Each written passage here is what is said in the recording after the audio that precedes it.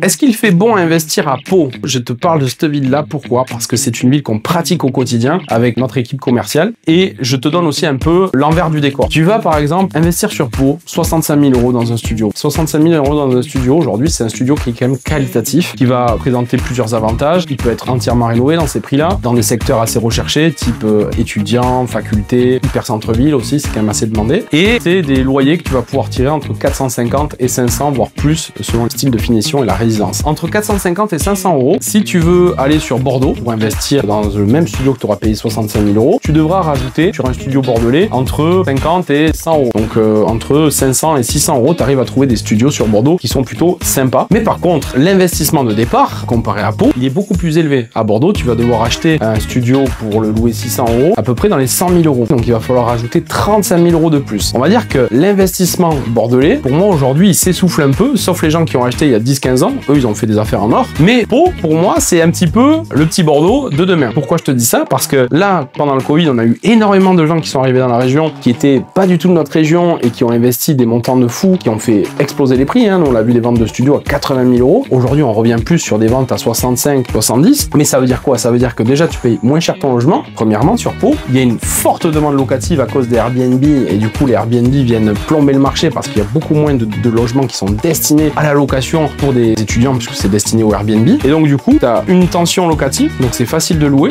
à des prix assez élevés et un prix d'achat qui est ultra abordable. Donc finalement, il n'y a pas trop de risque à investir sur Pau, si ce n'est dans 5 ou 10 ans de peut-être faire une plus-value et surtout d'arriver à amortir ton loyer confortablement avec des locataires qui vont être triés sur le volet, étant donné que tu vas avoir pas mal de locataires potentiels, étant donné la tension locative paloise.